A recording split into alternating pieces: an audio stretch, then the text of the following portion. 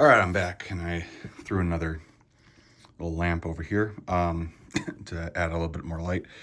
Anyway, continuing on with map changes that are primarily cosmetic and some ideas of mine, basically. Okay, so the first thing, I guess this was my original complaint. My original complaint when I saw this was the new version of the map. South America is now like this. And this. I know Sired in a video has said that he likes that there's land on either side, but I'm not going to mince words here.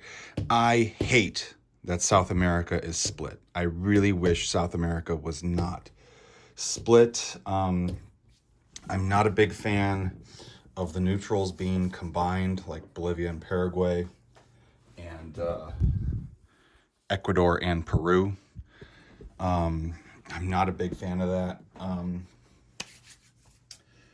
think that should have been avoided. If you're going to rework South America, and the main reason I hate this is when I was playing with Bill, I was just constantly going back and forth and checking this text as to, like, what does that go to? Colombia, to Colombia and Ecuador, and that to Bolivia, Peru, and that to Venezuela or Brazil. And like I was just constantly double checking that. And it's just, I don't know, I just, the active,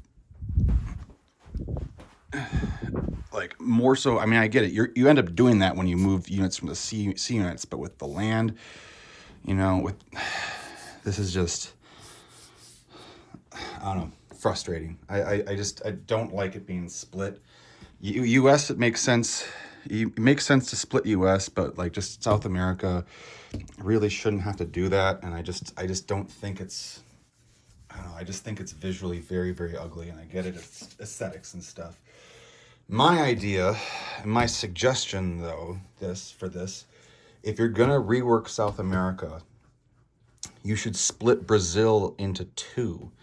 And that way, like North and South, Brazil is huge, similar to like what I was talking about with French West Africa, like the French West Africa now being a single territory when this is a huge amount of land. Brazil is huge. Plus you even have the Amazon, which in Kings and Kaisers, we have that as impassable. But you have, Brazil is just huge. So if you were to split Brazil, if you had to change South America, what you should do, I think was a good idea, is splitting Brazil north and south, make it so South Brazil has Rio, right? And you can't get to Rio in one movement from 1, 2, 3 from US. US can't get down here in one turn.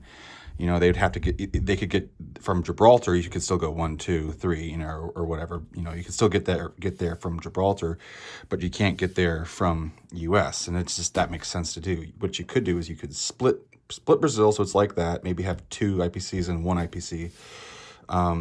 And historically speaking, Paraguay was actually very, very pro-Axis. So you could make Paraguay another pro-Axis territory, have like another 2 infantry or whatever, give the Axis more of a possibility of actually getting Rio, and make it so that the Allies can't just rely on US to just send some guys at the very end of the game to get Rio. I don't know. I think it would make the play here more dynamic and stuff. Make Rio slightly more viable for Axis. Again, you'd still be able to get it from Gibraltar, but just, eliminate that route. It makes sense to do, if there's going to be a victory point here. Yeah, I think that'd be a better idea. But yeah, I just don't like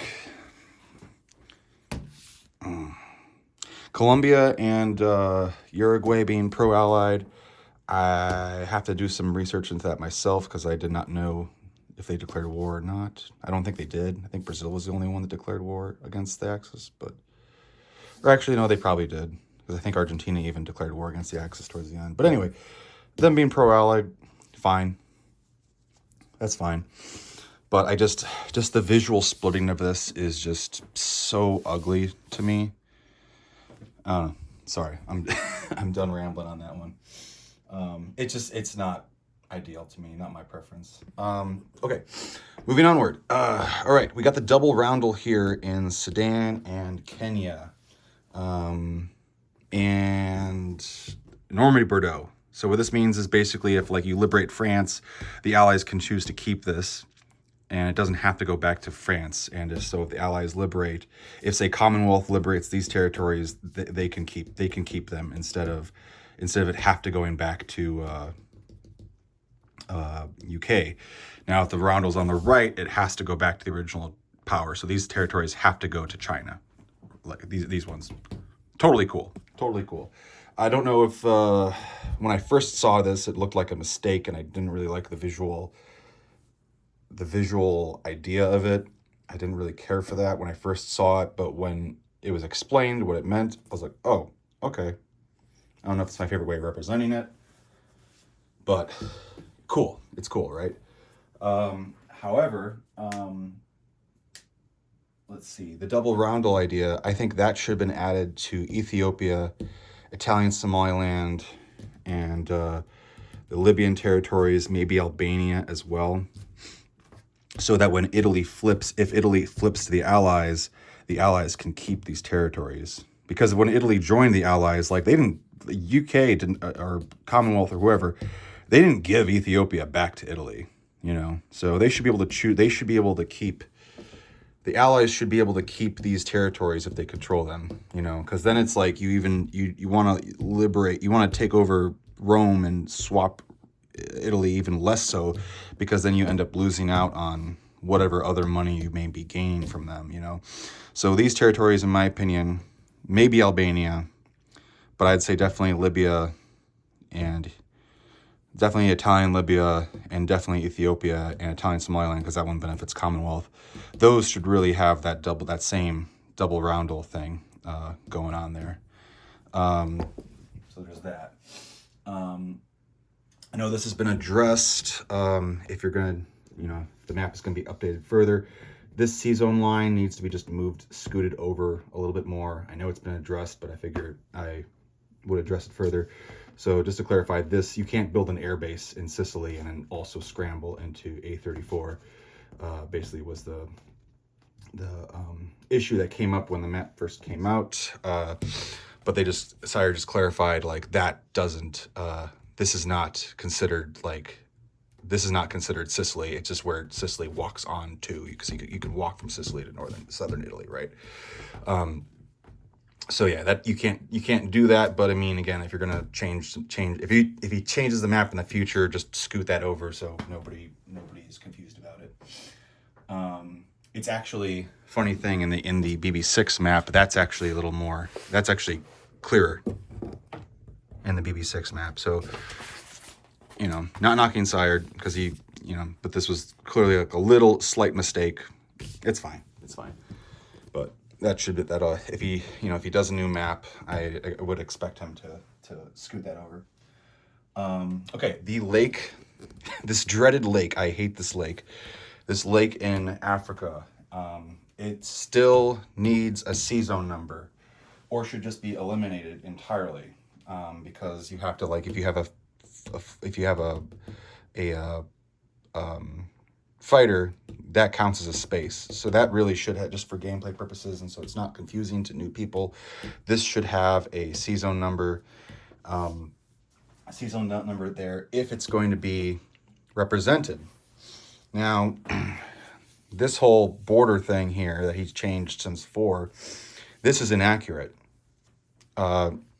Sudan touches Belgium. If you look at a map of colonial Africa, Sudan does border Belgian Congo. French Equatorial Africa does not interrupt it. Really, if you look at a map, this lake is actually pointless to add, because you could actually move within those territories.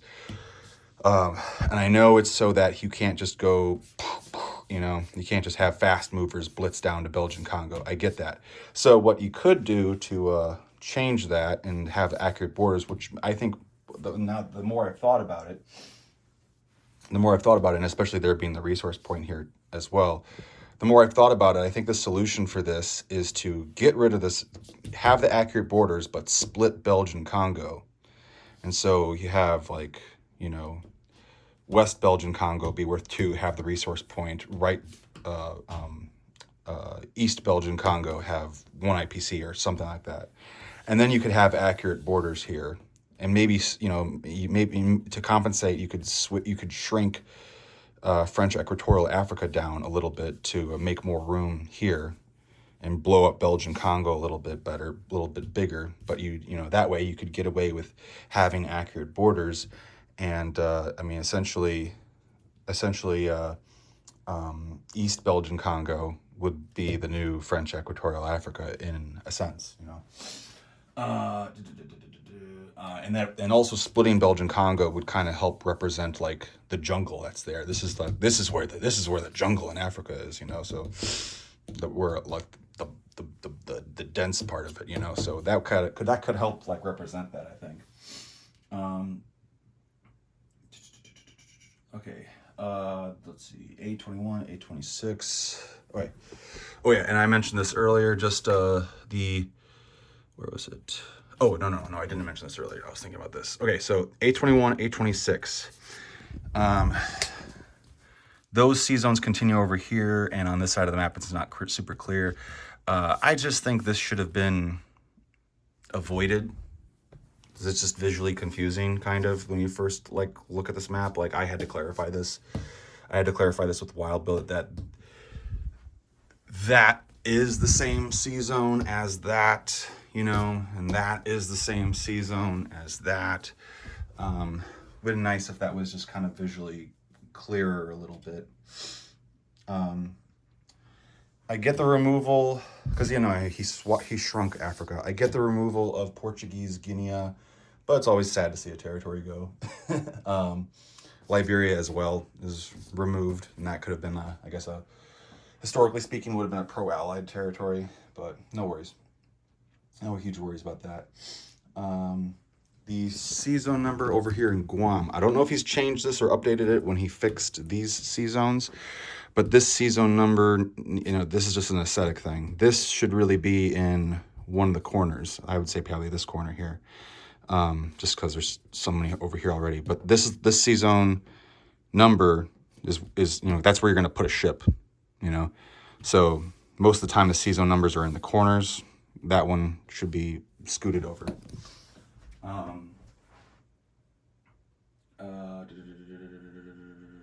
See, P7, where is it? P7 could be adjusted as well.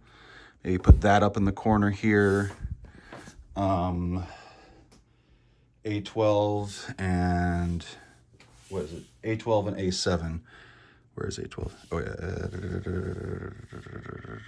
A12 could be moved up here. A7 could be moved over here.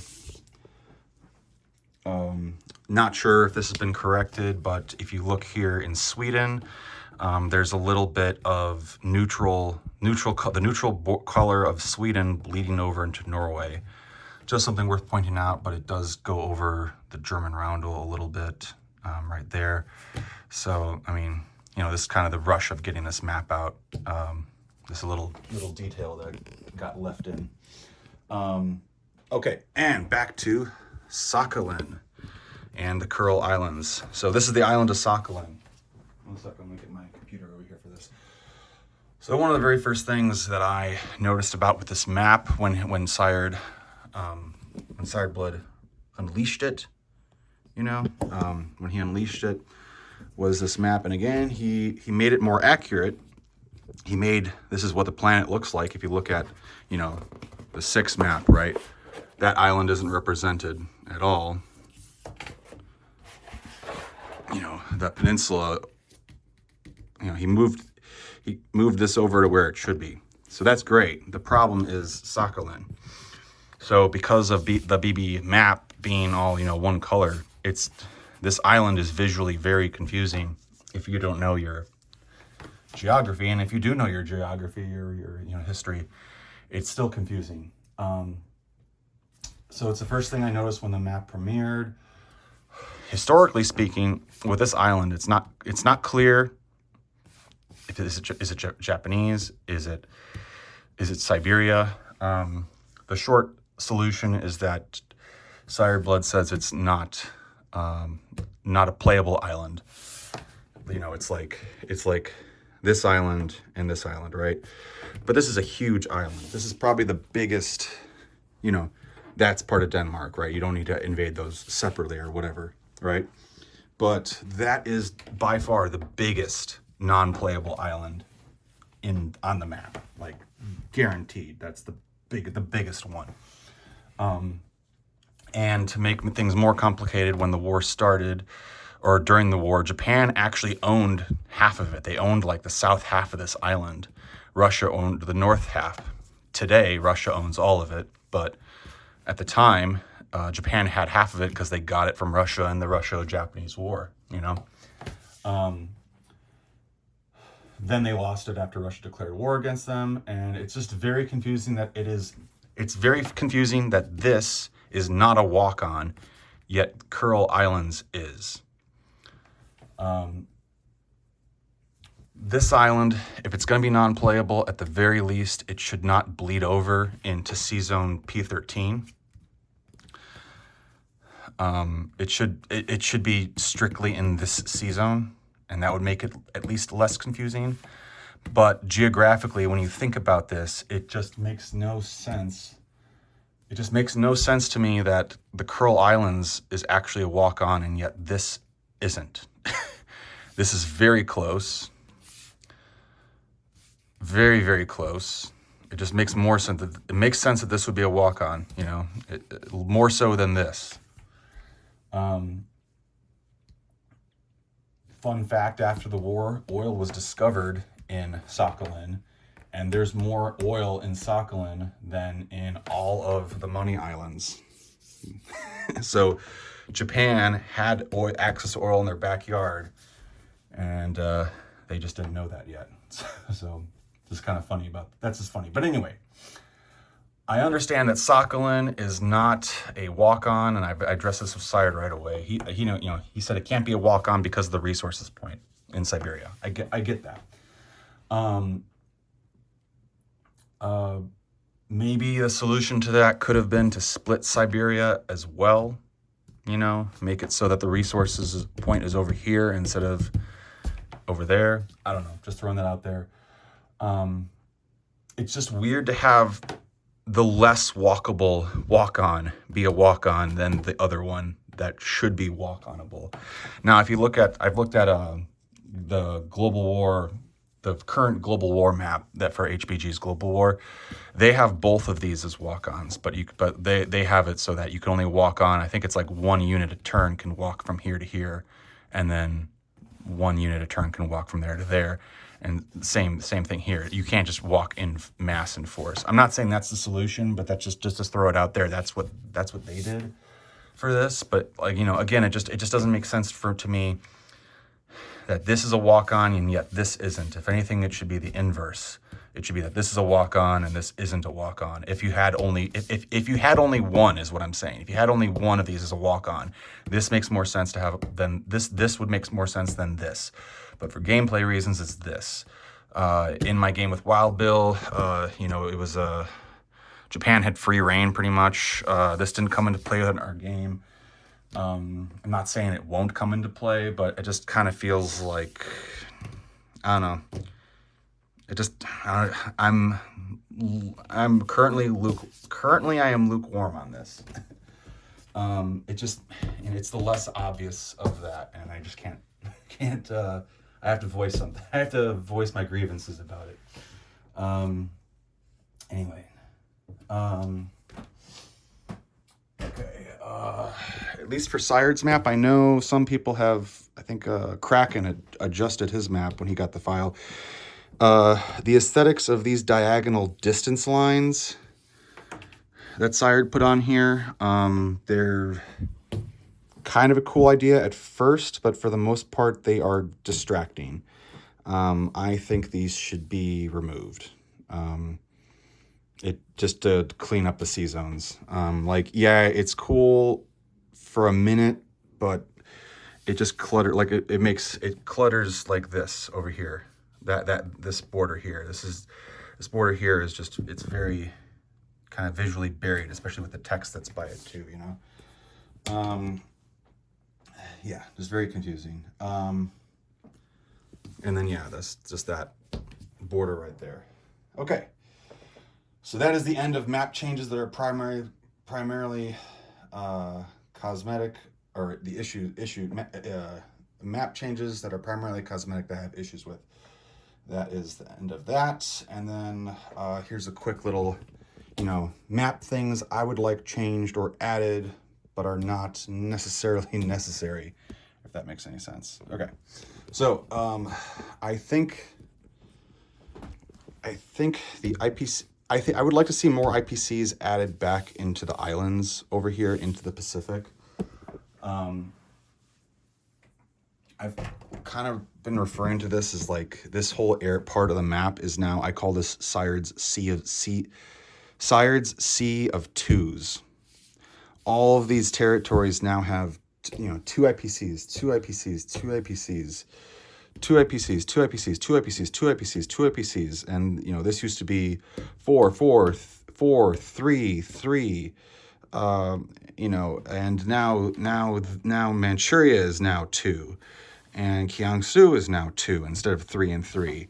The only territory here on this coast that's worth 3 is Hong Kong, Guangdong, and it just would be nice to have some more numerical diversity like there used to be. There used to be some 3s and 4s, and right now the only, like I said, the only thing on Pacific Coast is Hong Kong.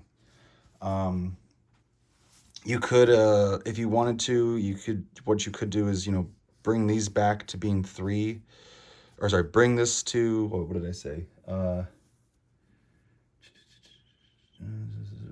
did I say?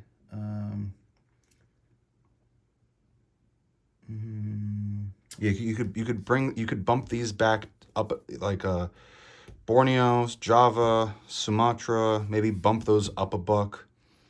Bump Malaya back up a buck. I'd like to see that personally. You could keep Celebes at 2 because of the air base that they have. That's like the offset there. But you could have you could change Japan's national objective, the Money Island one, so that the one, you know, it's +3. Make it +2 instead, and you could lump Dutch New Guinea in there as well. So you get 3 IPCs for Dutch New Guinea. Sayerd's whole thing with this only being worth 1 IPC is because if he has it any more than 1 IPC, then technically you could build like a complex there or something like that, because technically it's not an island, right? So this actually, and I remember him saying this actually had more oil than Celebes, but he had to stick it at a buck. So that could at least be a way to like fudge some extra money to Japan and to Dutch New Guinea.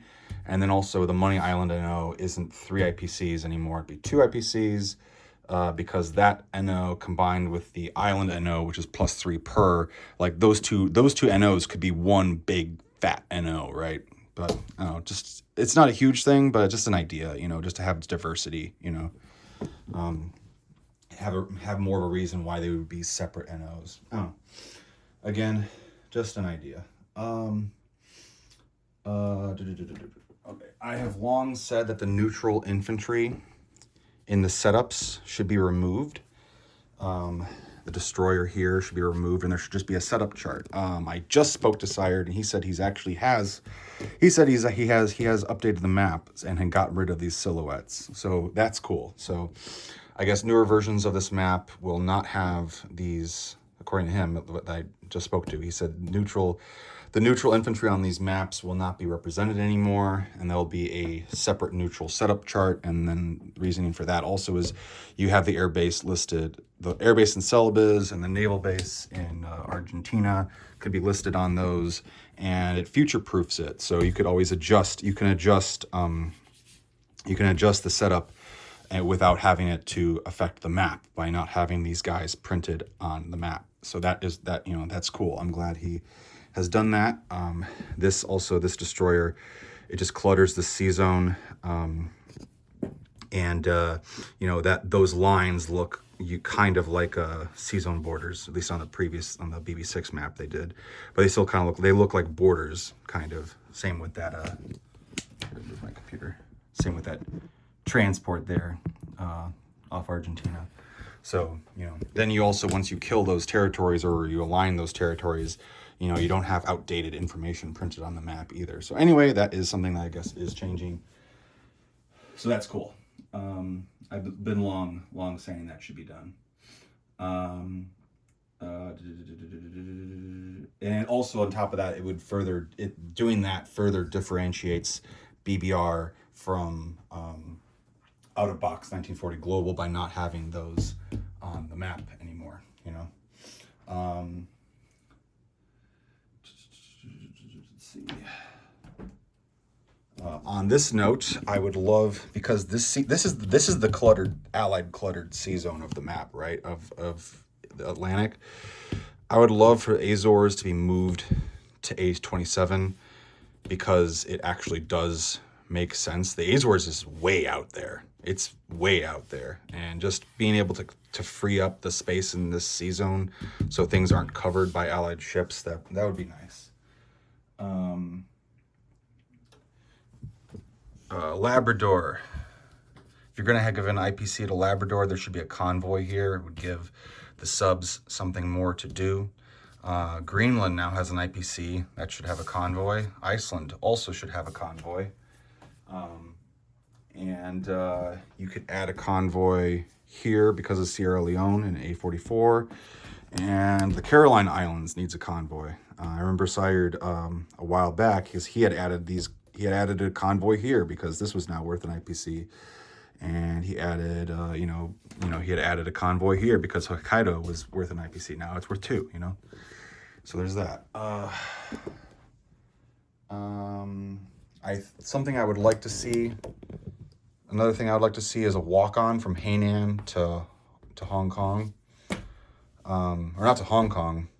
Previously, it would go to, you know, on the older version of the map, go to Guangxi, but I don't know. Having a walk-on here would make that naval base hinge just, you know, way. I don't know. I don't know about you guys, but I'm sick of Japan buying a naval base, and it's like this naval base that you can't do anything about, and it just changes the whole map and stuff like that. So having a walk-on here where China could cross over, because if you look at a map, this is actually like it's like super close together. You know, it would make sense for this to be a walk-on. In the Kings and Kaisers map, we have it as a walk-on. On HBG's maps, they have it as a walk-on. Their global war maps, that's a walk-on. So, like, this may be a more accurate border here with Hong Kong, Kwangtung coming down here, I guess. But it just would be nice if I don't know. I'd like to see this. I'd like to see a walk-on here personally. That's just me. And the Solomon Islands should be a UK territory, not a Commonwealth territory, which I know doesn't sound like that'd be that much of an issue. I know on Lieutenant Dan's older, BBR maps, that he had changed it to a UK territory. I've verified it should be a UK territory. It wasn't Commonwealth controlled, it was UK. So UK has Gilbert Islands and Fiji. They should have Solomon Islands as well. Why that matters is just, if allies are coming down here, Commonwealth builds a naval base, well, they shouldn't be able to build a naval base in Solomon Islands. They should only be able to build a naval base in, like, New Britain or New Guinea, something like that. They shouldn't be able to build one in the Solomons. Or an air base,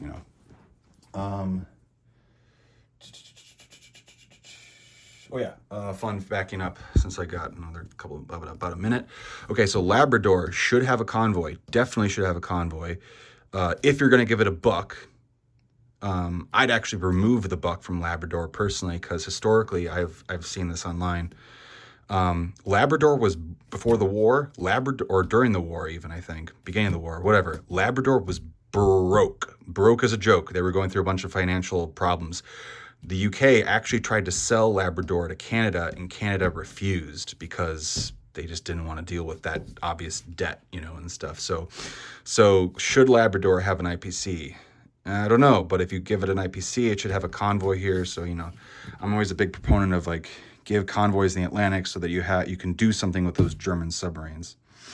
Side note, since I'm at this part of the map, in past versions of BBR, you know, if I have a sub, German sub, knockout Commonwealth here, right?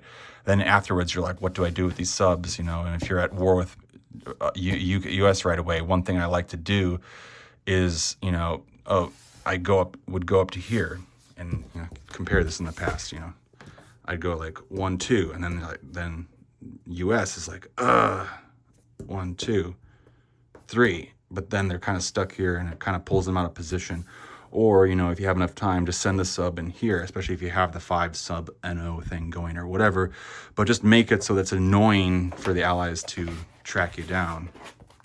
You can't do that anymore with this right away. It's 1, 2, 3. This is all just one C zone. So, you know, I mean, I get it, and maybe that wasn't the intention, but I mean, you just don't have that option now for the sub chasing. You just don't have that option anymore.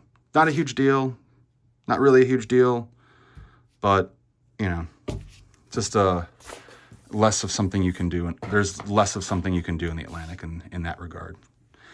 Okay, so that summarizes up map things I would like changed or added, but are not entirely necessary. And now I'm going to go over to gameplay rules. So I'm already at 31 minutes. I'll do another video, so stay tuned.